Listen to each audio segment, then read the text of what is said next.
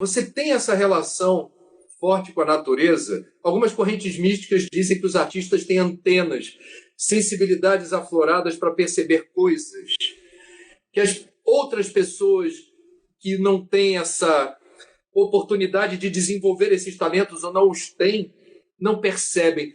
Você é um abraçador de árvore ou ali foi para... Não, vai dar uma foto bonita essa árvore aqui que eu vou abraçar agora. Você tem essa relação, essa empatia com os elementos da natureza e você se sente se nutrindo disso? Não, cara, eu tenho isso de criança, viu? Tenho isso de criança. Minha casa, a casa da rua direita tinha um quintal com uma mangueira enorme, uns 3 ou 4 araçazeiros. Araçazeiro, que a gente chama na Bahia, é goiabeira, né? Sim. Porque araçá é o tipo de... o parente da goiaba que é autóctone. A goiaba é indiana, né? Mas o que a gente chama araçá, que é um nome indígena, tupi, né? Que é aquelas com uma goiabinha que não tem quase polpa e que é azedinha, né? Mas a goiaba, na Bahia, a gente chama de araçá, às vezes araçá goiaba, para dizer que tipo de araçá é. Mas no recôncavo da Bahia, a palavra é araçá. Então tinha vários araçazeiros. E minha vida, vou dizer assim, minha vida sexual, aos 7, 8 anos, era subir em araçazeiro, entendeu? Porque não era só abraçar, é se entrelaçar, meter a perna, puxar uma parte com uma perna, outra com a mão, chegar num lugar. São vários galhos. E o araçazeiro, a goiabeira, tem uma madeira muito potente, muito firme. Aguenta, você pode se pendurar com as pernas, passar para lá. É muito... Então eu tenho essa... E na casa que a gente se mudou para a Rua do Amparo, tinha um quintal maior ainda, com araçazeiro também, mangueiras, e tinha um pé de frutapão altíssimo. Esse era perigoso porque, ao contrário da goiabeira, o frutapão, o galho do frutapão não aguenta você pendurado, não. Não aguenta nem a mim, quanto mais você. E eu subia, mas sabe por que era bom? Porque eu subia agarrado, assim, tomando cuidado, envergava, era o mais alto do quintal. E de lá dava para eu ver a Igreja da Purificação, que é longe, e da casa, relativamente, e a Rua do Amparo. Eu tinha uma visão assim da cidade. E atrás da casa, hoje há casas na rua de trás, que chama Estrada dos Carros, mas não havia. Você tinha uma estrada dos carros, que era uma estrada de terra, areia, assim, e estrada de terra, onde esses carros, estrada dos carros, carros de boi, né? Carros, nesse sentido, eram carros de boi. Nesse caso, era carros de boi. A gente atravessava ela e logo tinha o mato de Seu Amado, porque Seu Amado Chagas, que era o vizinho da nossa esquerda, se você olha para frente da nossa casa em Santo Amaro, ele tinha essas terras ali, né? E a gente abria a porteira, entrava, eu ia sozinho, cara. Eu ficava horas, às vezes, num lugar que tinha assim um riacho, com aquelas árvores, ficava aquela sombra. Eu achava aquilo uma coisa... Legal. Caetano teve infância de verdade. Não era playground.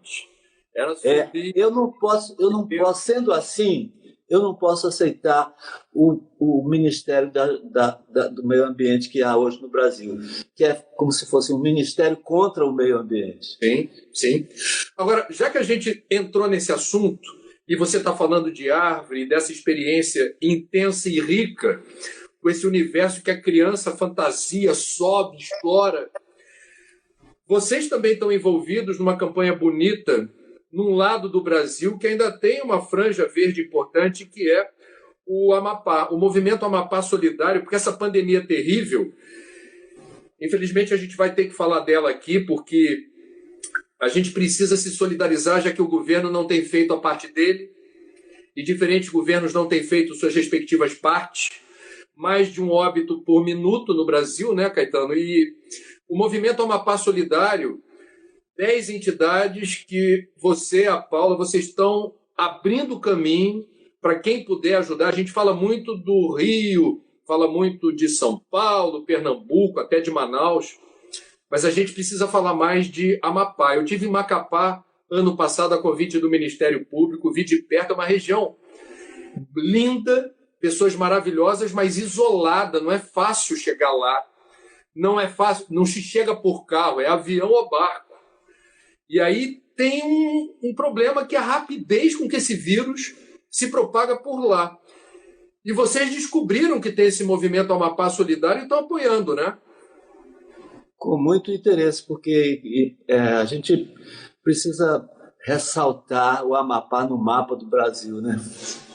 Para chamar a atenção para um ponto especialmente vulnerável, né? O Amapá.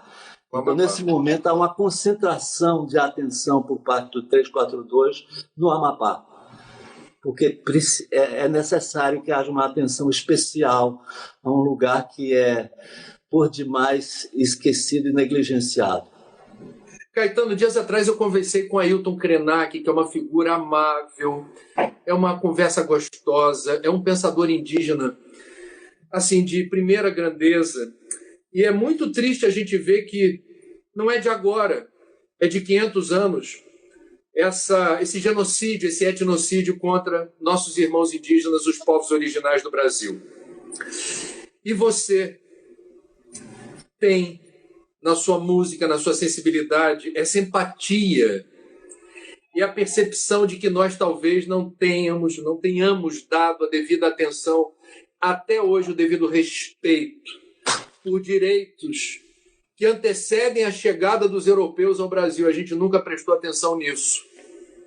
Qual é a sua opinião sobre o discurso oficial de que o índio tem que produzir, o índio tem que plantar, tem que colher, o índio não pode ser índio, ele tem que evoluir? A gente já ouviu isso do mandatário da nação. Já ouvi muito.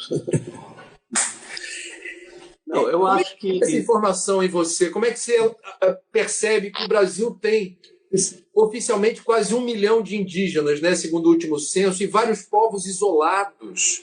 O Brasil é uma riqueza de diversidade linguística, cultural. E a gente está malbaratando, a gente está violentando isso com é um desplante contra a própria lei brasileira que protege esses povos. É difícil viver num país assim, né?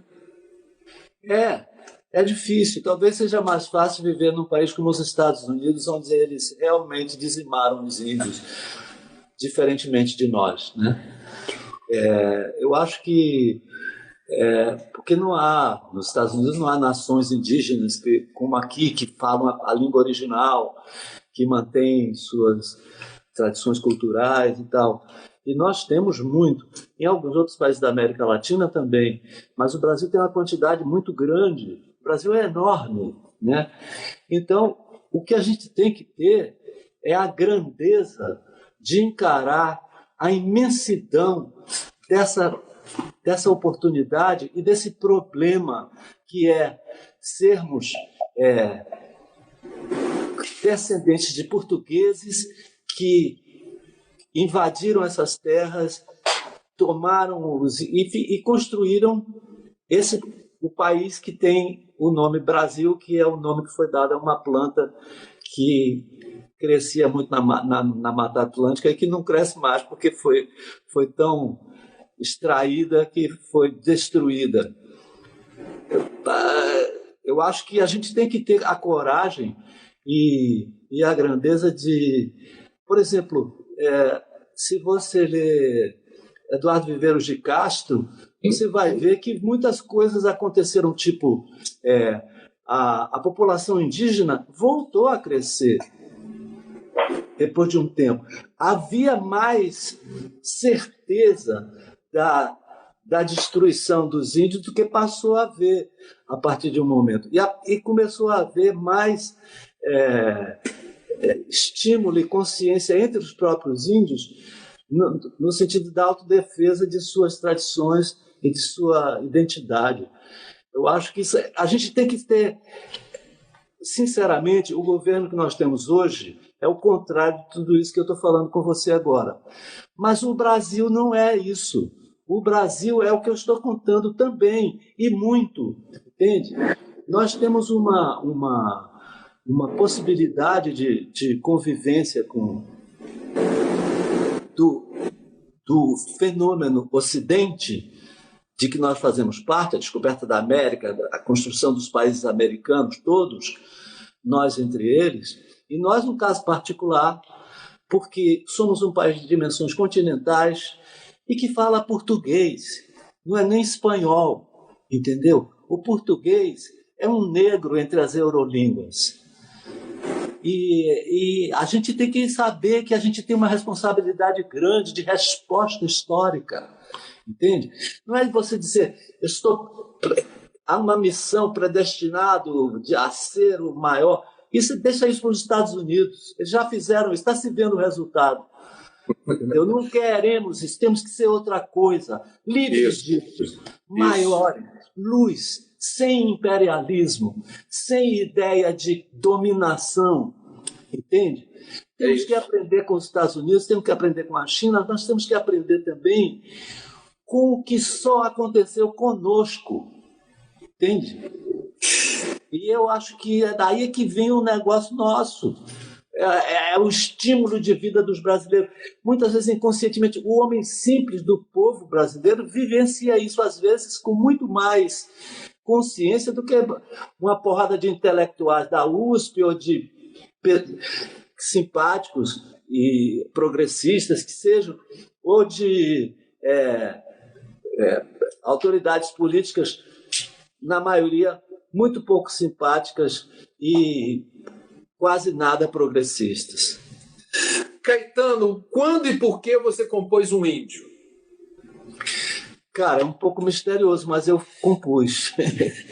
Opa, vai chamar. Olha aí. Paula, fique feliz, a live está acontecendo em capítulos. Uhul! O que é isso? São capítulos? Não, tá rolando uma live, nem tô acreditando. Um índio descerá de uma estrela colorida e brilhante, de uma estrela que virá uma velocidade estonteante e pousará no coração do hemisfério sul, na América, num claro instante. Depois de exterminada a última nação indígena, e o espírito dos pássaros, das fontes de água límpida, em átomos, palavras, alma, gesto, corpo, em sombra, em luz, em som magnífico, virá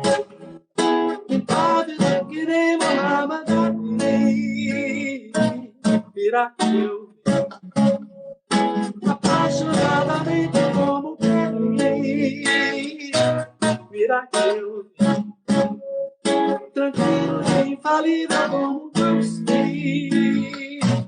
virá eu machado, afojado no gigante, virá o índio preservado em pleno corpo físico, em todo sólido, todo gás e todo líquido, em átomos, palavras, alma, cor, em gesto, em cheiro, em sombra, em luz, em sol magnífico. Agora sim, num ponto equidistante entre o Atlântico e o Pacífico, o objeto sim resplandecente descerá um índio, e as coisas que eu sei que ele dirá, fará, não sei dizer assim de um modo explícito, virá que nem uma virá eu apaixonadamente como ele, virá eu machado, afojado no gigante, virá eu impávido que nem Mohamed Ali, virá. E E aquilo que nesse momento se revelará aos povos surpreenderá a todos, não por ser exótico, mas pelo fato de poder ter sempre estado oculto, quando terá sido o óbvio. Eu troquei um pedaço. Me enrolei na letra um pouquinho, mas nada de te ouvir. o essencial foi dito.